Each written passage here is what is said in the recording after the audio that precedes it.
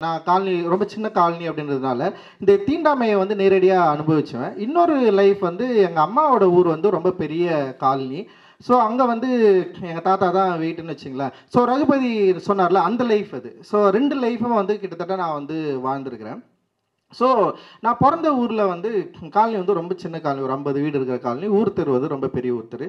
திரௌபதி அம்மன் கோயில் திருவிழா வருஷம் வருஷம் பண்ணுவாங்க. அதில வந்து பங்கு பெறும் ஆளா நிச்சயமா இருக்க முடியாது. ஒரு மோளம் அடிக்கிற ஆளா போ முடியும். அது வந்து எங்க குடும்பம் வந்து வெட்டியார் குடும்பம் தான். அந்த மாரி சரி ஓகே. அதனால வந்து எங்க பெரியப்பா வந்து கொஞ்ச நாள் அத வந்து செஞ்சுட்டு இருந்தாரு. நான் எங்க குடும்பம் அது அப்பா வந்து போக மாட்டாரு. ஆனா மோளம் அடிக்கிறதுல அப்பாவுக்கு ஆசை. அப்பப்போ எதுவே போவாரு. ஆனா எனக்கு வந்து சின்ன வயசுலயே இந்த ஒவ்வாமை இருக்கு. இப்போ பூ பறிக்கிற போறப்போ அந்த இடம், இந்த இடம்னு சொல்லிட்டு எல்லா இடத்துலயுமே வந்து இந்த பிரச்சனை இருந்துட்டே இருக்கும். சரி எனக்கு நான் நல்லா வந்து மேக்ஸிமம் வந்து அதில பங்கு பெறவே மாட்டேன். அப்போ நான் அந்த கோயில் திருவிழாவுக்கு போறப்ப 9த் படிச்சுட்டு இருக்கிறேன்னு நினைக்கிறேன். கோயில் திருவிழா போறப்போ கோயில் பயங்கர பிரம்மாண்டமா நடக்கும். 10 நாள் நடக்கும். அந்த 10 நாள்ல வந்து ஒரு முறை வந்து ஒரு கூத்து நடக்குது. அப்போ வந்து என்னன்னா ஒரு கயிறு கட்டி தனியா உட்காந்து பார்க்கறது மாரி ஒரு சீன் இருந்தது. எனக்கு அது பிடிக்கவே இல்ல. எங்க அம்மாலாம் பார்க்கலாம் பார்க்கலாம்ன்னு நான் எழுந்து வந்துட்டேன் நானு. அப்புறம் அந்த கோயில் பிரம்மாண்டம் எல்லா ஜனங்களும் ஒண்ணு சேர்ந்து தீ மிதிக்கிற திருவிழா தான் அது. ஆனா பக்கத்து ஊர்ல இருந்து வந்து காப்பு கட்டி தீ மிதிப்பாங்க. அப்புறம் வந்து யாராரோ வருவாங்க. ஆனா எல்லாருமே ஏன்னா அவங்க வந்து ஒரு ஊர் அமைப்பு அப்படின்னு உள்ள இருக்கிற அந்த சாதிகளா இருப்பாங்க. அதுல ஒரு சாதி கூட ஒண்ணு கூட வந்து ஒரே ஒரு வாக்கு ஒரு காப்பு கூட வந்து ஒரு தலித் சாதியை சேர்ந்தவர்கள் யாருமே கட்ட முடியாது. வேடிக்கை தான் பார்க்கணும். ஸோ இதை நான் பார்த்தோன்னே எனக்கு அந்த தீ மிதிக்கிறதுல ஒரு பெரிய ஆர்வம் வந்துடுச்சு. என்னடா இது தீ மிதிக்கிறப்ப 2, 3 பேர் தொடர்ந்து ஒரு பெரிய கரகம் வச்சுன்னு ஓடுவாங்க. அம் ரொம்ப சுவாரஸ்யமா இருக்கும். அந்த நெருப்பை மூட்டுறதுலேருந்து அணைக்கிறது, அப்படியே மெரிக்கிறது இதெல்லாம் பயங்கரமா இருக்கும். பயங்கரமா இருந்தோடனே ஆக்சுவலி நான் வந்து ஒரு 8த், 9த் கிட்ட கூட நான் கிறிஸ்டினா தான் இருந்தேன்னு வச்சுங்களேன். அப்போ திடீர்னு எனக்கு வந்து இந்துவா மாறணும்னு ஒரு ஆசை வந்துச்சு. அப்பா அம்மாலாம் வந்து இந்துதான்னு வச்சிங்களேன். நான் மட்டும் சர்ச்சுக்கெலாம் போயிட்டுருப்பேன். அப்போ என்ன பண்ணுறேன்னா வந்து சரின்னு சொல்லிட்டு யோசித்தேன். நம்ம ஏன் தீ மிதிக்கக்கூடாது அப்படின்னு யோசிக்கிறேன். யோசித்த உடனே வந்து நான் பண்ணுறேன் ஒரு 4 பசங்களுக்கு கூட்டிட்டு போகிறேன். எங்கள் ஊரில் ஒரு கெங்கம்மா கோயில் இருந்தது. கெங்கம்மா வந்து நெருப்பு கிடையாது. அவங்க வந்து நீர். பரவாயில்லடா இருந்தாலும் சொல்லிட்டு எனக்கு கெங்கம்மா ரொம்ப பிடிக்கும். அந்த வேப்பமரத்தான தான் எப்போவுமே நான் போய்ட்டு உட்காந்துருப்பேன்னு வச்சுக்கேன். ஒரு ரொம்ப க்ளோஸான ஒரு அம்மா எனக்கு. சரி போயிட்டு நான் வந்து அங்கே இருக்கிறப்போ சரி நம்ம ஏன் தீ மிதிக்கக்கூடாதுன்னு சொல்லிட்டு என் ஃப்ரெண்ட்ஸுங்க 4, 5 பசங்க அப்போ கூடி என்ன பண்ணுறோம், நான் சும்மா ஒரு மோளம் வச்சு காப்பு கட்டிக்கிறோம்.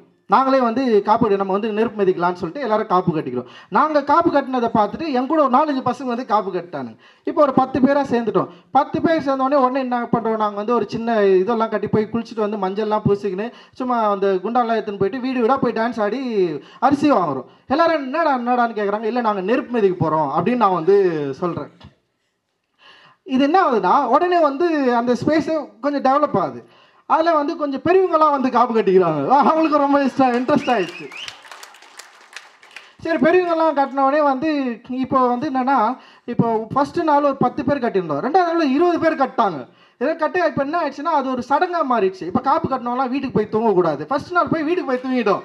2வது நாள் என்ன பண்ணாங்களா, வீட்டுக்கு நீங்கள் போய் தூங்கக்கூடாது. அதனால் நீ எல்லாம் காப்பு கட்டினவங்களாம் எங்கே இருக்குன்னா வேப்ப மரத்தாண்டே படுத்துக்கணும். நாங்கள் சமையல் செஞ்சு எடுத்துன்னு வரோம்னு சொல்லிட்டு இப்போ என்ன பண்ணுறாங்கன்னா சமையல் செஞ்சு எடுத்துன்னு வராங்க.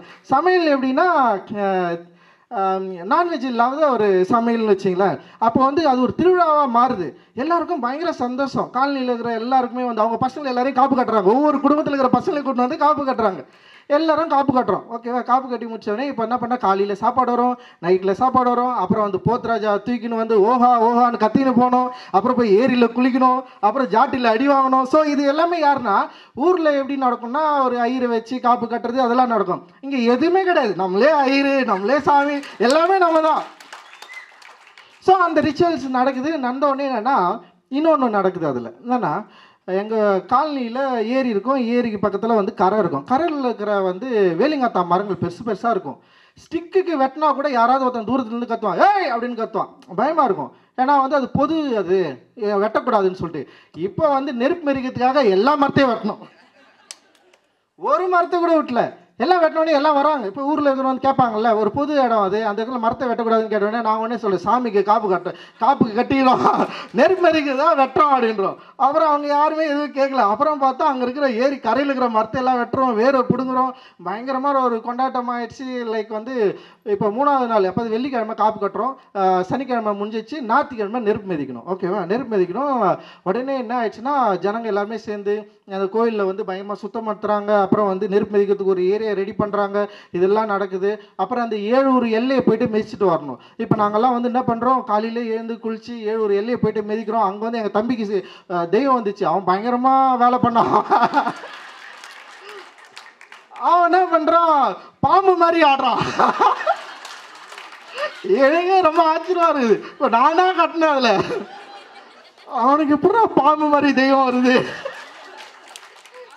எங்கள் தம்பி இன்னொருத்தங்கிறான், ஜீவா நோ அவன் போய் சொல்கிறான். சமம் பண்ணுன்னு வச்சிங்களேன். அதை வச்சு ஒரு பயங்கரமாக கொண்டாடுறோன்னே வந்து இப்போ ஊர்லேருந்தெல்லாம் நிறைய பேர் வராங்க. இப்போ விருந்தாளியெல்லாம் வராங்க, எங்கள் பையன் வந்து நெருப்பு மெரிக்க போகிறான்னு சொல்லிட்டு. ஸோ இந்த கொண்டாட்டம் இருக்குதுல்ல, இந்த கொண்டாட்டத்தோட முடிவில் என்ன பண்ணாங்கன்னா, நெருப்பு மிதிக்கிறதுக்கு முன்னாடி நெருப்பை பார்க்கக்கூடாது. இப்போ நெருப்பு கொளுத்துறானுங்க, தூரத்துலேருந்து பார்த்தா பயங்கரமாக எரியுது, பெரிய பெரிய கட்டையை போட்டு கொளுத்துறாங்க.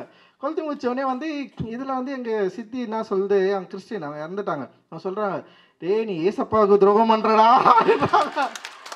சரி, நான் எங்கள் சித்தியை பார்க்கவே இல்லை, நான் இந்த பக்கம் திரும்பினேன். சரின்னு சொல்லிட்டு வந்துட்டேன்.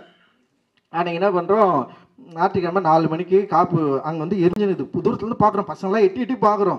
ஒரு அரச மரத்தாண்ட எங்களை உட்கார வச்சுட்டாங்க. ஃபுல்லாக வந்து சந்தனத்தால் பூசி அந்த என்ன பண்ணுவாங்கன்னா பொண்ணு மாதிரி ஜோடிப்பாங்க. அது செம்ம சூப்பராக இருக்கும். அப்போ வந்து எங்கள் அம்மா என்ன பண்ணுறாங்க, அவங்களுக்கு பையன் பொண்ணே இல்லைல்ல, அவங்க என்ன பண்ணுறாங்க, அவங்க நகையெல்லாம் எடுத்து வந்து காலில் கொலுசு மாட்டுறாங்க, செயின் போகிறாங்க, அப்புறம் பூ வைக்கிறாங்க. ஸோ எல்லாருமே வந்து இதை வந்து ஒரு கொண்டாட்டமாக மாற்றிட்டு போயிட்டு தீ மிதிக்கிறப்போ வந்து என்னென்னா, லைக் எனக்கு வந்து என்னென்னா தீ மிதிக்கிறத பற்றி வேற ஒரு ஐடியா அதுக்கப்புறம் உருவாகுது படிக்கிறப்போ. அந்த சவுண்ட் வைப்ரேஷனு, ஸோ அதை எப்படி நம்மளை லிப் பண்ணுது, அது எல்லாமே வந்து சயின்ஸாக பார்க்குறப்ப வேற ஒன்று எனக்கு வந்து அப்புறம் கிடைக்குது. ஆனால் ஃபஸ்ட் டைம் வந்து இவ்வளோ கூட்டம் நிற்குது.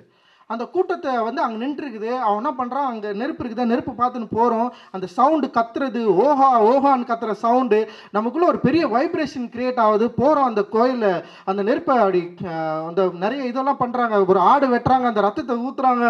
அப்படின்னு போயிட்டு அந்த வேப்ப மரம் இருக்குதுல்ல, வேப்ப மரத்தை அப்படி சுற்றி வந்து அப்படி நின்னோடனே வந்து அப்படி எல்லாம் ஜனங்க கத்துறோட ஒரு பெரிய ஃபோர்ஸ் எனக்குள்ளே வந்து உருவானோடனே என்னன்னா எல்லாரும் ஓடுறாங்க. நான் மட்டும் 3 முறை மெரிச்சேன். நான் ஓடி உடல நெருப்பா 3 முறை நான் நெருப்பு மெரிச்சேன். ஸோ இது வந்து தலித் லைஃப். நான் ஏன் சொல்கிறேன்னா, ஊரில் நெருப்பு மெரிக்கிறதுக்கு ஒரு கதை இருக்குது, காலனியில் மெரிச்சதுக்கு ஒரு கதை இருக்குது. ஊரில் என்னை மெரிக்க விடலை, ஓகேவா? ஆனால் காலனியில் நானாக ஒரு லைஃப்பை க்ரியேட் பண்ணி, நானாக ஒரு வாழ்க்கையை வந்து உருவாக்கி, நானாக மெரிக்கிறப்போ ஒரு தலித் லைஃப்பில் இருந்து ஒரு கதையை நீங்கள் பார்க்கணுன்றதுக்கு இதை விட சிறந்த எக்ஸாம்பிள் இருக்காதுன்னு நான் நினைக்கிறேன். ஒரு தலித் லைஃப்பை நீங்கள் வேறு எப்படி அண்டர்ஸ்டாண்ட் பண்ணிக்க முடியும்?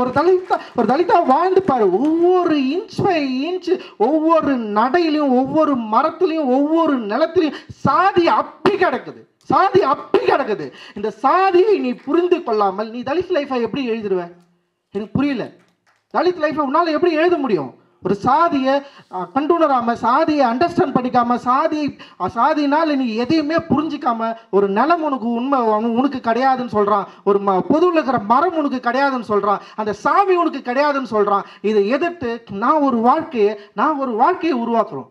அதுக்கப்புறம் ஒரு 10 வருஷம் கழிச்சு எங்கள் அண்ணன் தலைமையில் ஊரில் எப்படி திருவிழா பண்ணுவாங்களோ அந்த மாதிரி காலனியில் ஒரு பெரிய திருவிழா நடந்தது.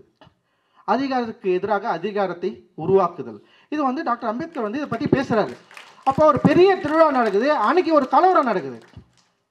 நீ வந்து எப்படி வந்து ஊரில், அதாவது ஒரே சாமி தான், சாமியை பற்றி திருவிழா நடக்கிறப்போ வந்து அங்கே ஊரில் நடக்கிற திருவிழாவை கொண்டாடின இதே மக்கள் காலனியில் ஒரு பெரிய திருவிழா நடக்குது. அந்த திருவிழாவில் ரேடியோ ஆர்னு இருக்குல்ல, ஆர்னு வந்து ஊர் தெருவில் இருக்கிற ஒரு போஸ்ட் கம்பத்தில் கட்டதுனால ஒரு பிரச்சனை வருது. அதனால ஒரு கலவரம் உருவாகுது. இதை ஹேண்டில் பண்ணுறோம், எங்களால் ஹேண்டில் பண்ண முடிஞ்சது. ஸோ இதை ஹேண்டில் பண்ண முடியாத நிறைய இருக்குல்ல.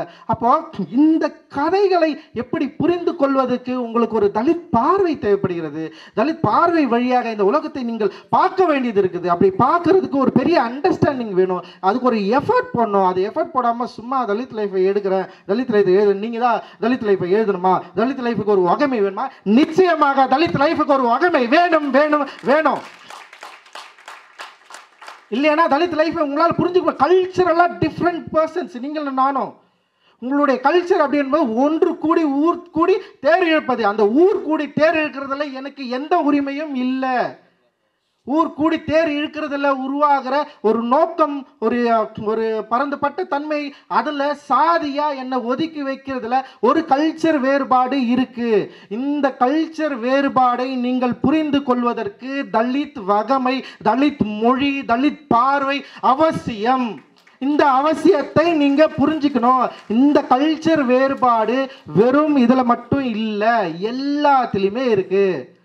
தலித்துகளை தனியாக பிரித்து வைத்து ஒரு சேரியா வாழறதுல அவர்களுக்கு வந்து ஒரு கல்ச்சர் இருக்கு. அண்ணா சொன்னார்ல, ஒரே ஒரு கறி அப்படியே மெல்ற கறியை வாயில போட்டுன்னு கிரிக்கெட் ஆட போயிடுவேன். கிரிக்கெட் ஆகிட்டு வர்ற வரைக்கும் வாயிலே இருக்கும். அது பபிள்கா மாதிரி மென்னு இருப்பேன் நான்.